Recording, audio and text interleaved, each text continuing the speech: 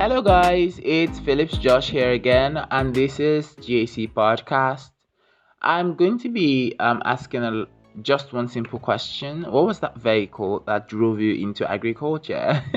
That's actually our topic for today's episode or this week's episode, and we're going to be understanding how I was able to find myself in the field. And I want to also know, how did you find yourself in the field? So, just a little bit of my story for today's episode, and we'll end it there. Let's dive in.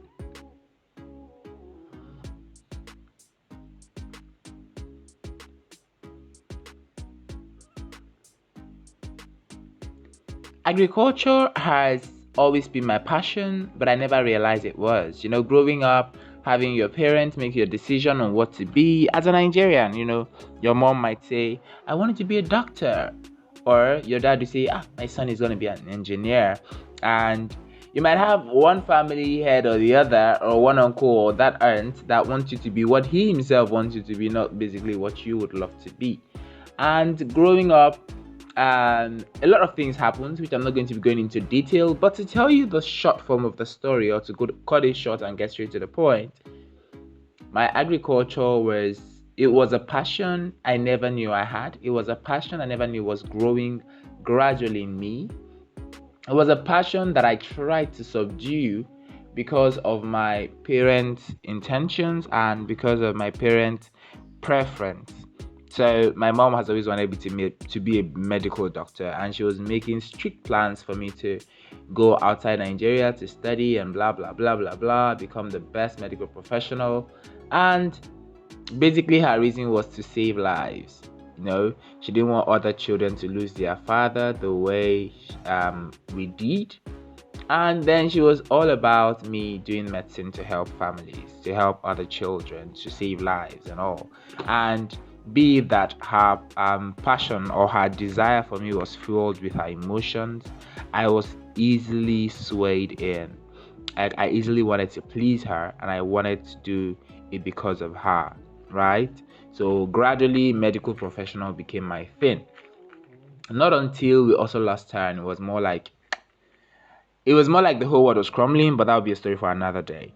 Then that was when I decided that I wanted to do what I loved doing, irrespective of what anybody wants to say about it. And agriculture was not my only passion. It was more like something that I loved doing. It was the greatest of them all, but what not the only. Like, I loved singing, I loved dancing, I loved speaking, but those that which shone out, is that English correct? That's a past perfect, right? That which outshined the others was more like the agricultural aspect of it. It was something that I did effortlessly. Putting my seeds into the soil, they would bear fruit. Putting my livestock in the house, they would survive more than every other person's own.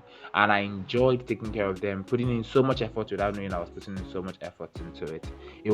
It seemed so stress-free that I could do things that other people found stressful in a very easy format, as long as it's agriculture wise, as long as it's farm wise. So that was how it began. And then getting into secondary school, I mentioned it that I wanted to be a medical doctor from the beginning. And everybody, even my teachers, supported me. They said, you're very good in biology, you're good in physics, you're good in chemistry, blah blah blah blah blah. And then getting into senior secondary school, then I decided I just have to stop lying to myself. In as much as my mom wanted me to be a medical doctor, I didn't want to be a medical doctor. Like, the sight of blood alone irritates me. Being a farmer, you would actually sight blood, fine. But that's blood of animals, not that of humans. Seeing a human in pain makes me want to cry already. So once somebody is crying for a cause I don't even know, I would actually start crying just without even knowing it. So how will I be able to operate on a person or treat a person when I don't even have a mind to control my own emotions? So I had to tell myself the truth and go for what I loved, which was farming. And when I mentioned it out to the class, it was very weird. Everybody laughed at me, and it was our principal then. We call her Oriente, and she was like, we mentioned what we wanted to be, and she kind of said it was nice for everybody. Then when I said mine, she was also shocked. But come to look at it, that is actually what I wanted to do. And there was this time that I went to pick up my results from my agric teacher's table. That's just the funniest aspect of it. Like on the Farmers Voice team, we had a discussion yesterday. It's every Saturday, right? So we had a discussion yesterday about how we can actually make schools, Nigerian schools especially, emphasize agriculture in their curriculum instead of physics, chemistry, biology, English, math, like those things. If you speak the best English without food, you will die. Your English is nothing. All right. But we need to start emphasizing agriculture. That is the most important thing. Like, first of all, after life is food, because that is what preserves life. So we had to discuss on it, and a lot of people gave good suggestions on what to do, which are going to be discussing and be taking actions on very soon. So, my teacher was like, when she saw my results, and she didn't record her own part of it, so I had to take it to her to remind her if in case they skipped my own report sheet when recording. So she saw my my score on her subject to a B2. So I was like, she looked at me and she was like, when I saw it, she told me it was a B2, and I was very happy. So she was like, what do I want to study? Then I wanted to study agronomy and soil sciences. So I told her I wanted to study agronomy and soil science. So she asked me the meaning of it, and I gave her the little meaning I knew about it: planting, soil. So she was like, now why do I want to study it? I said that's because I love agriculture, and that's also one branch of agriculture that makes more sense to me. So she told me that she would not encourage me. That don't my parents know what I want to study? I said they know. It's like, then why do you want to do this? Don't they think it's right for you to do something else? Must it be agric? Agric is not this, blah blah blah blah blah blah blah. So she kept on going and going and going and going. And then our English teacher had to step in by telling her that you don't interfere with his passion. That is what he wants to be. And besides, if every one of us becomes medical doctors, becomes engineers, becomes what would they call this? And becomes engineers, becomes other professionals, anyways, in general. If everyone decides to do every other thing and leaves farming, who would then feed the nation? Like, where does the food we eat come from? Where will it come from? We'll end up making a lot of money from the professions and end up not even having food to eat. And to be frank with you, a patient that does not have food to eat will never be able to take drugs, because you even need the food in your belly before the drugs takes action. So food comes first, even before the medical practitioners. So I kind of he told her and explained to her, and she was like, okay, but none of my children will go into agric. It's now I tend to realize the reason why she was saying that. Farmers are not being given ultimate concern as they are supposed to, based on how important they are, especially in Nigeria. Most farmers are even opting out.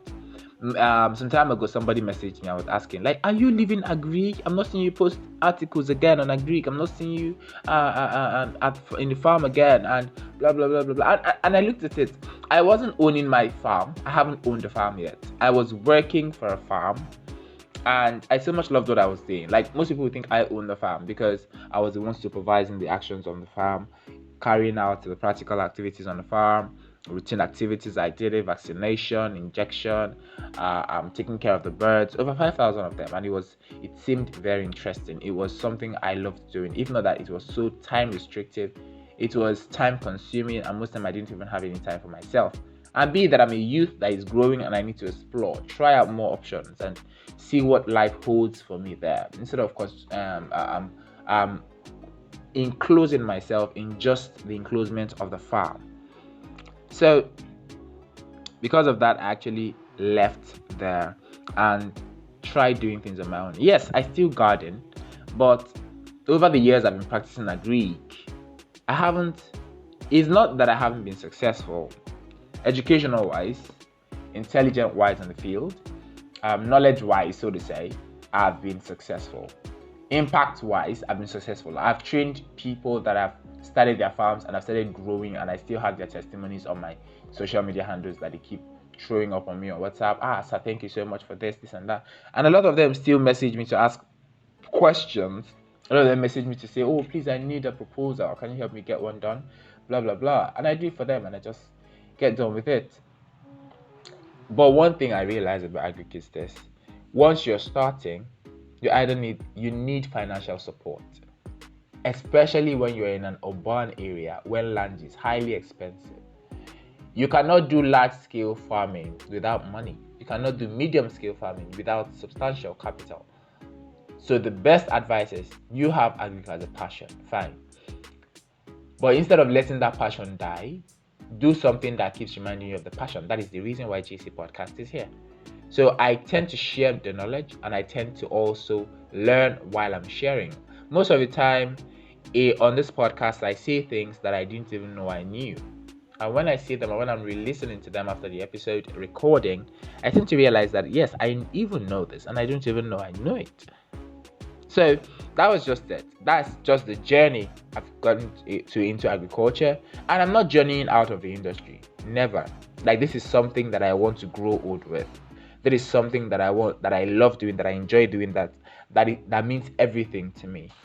But it doesn't mean I can't do any other thing. I can't follow any of my other passions because agriculture hasn't worked out yet. It's working out. At least I have a passion related podcast that actually tend to share my knowledge with people on, and that is just a brand for me. That is a brand for me. So what is that? What is that car that drove that vehicle that drove you to your passion? My vehicle was my self-discovery, me knowing who I was and what I loved doing and what best works for me. So what led you? What is that vehicle that drove you to discovering that agriculture is your passion? Let's get that in the comment section. I'm Philip Josh, and this is the GAC podcast. Sorry. Enjoy the rest of your day.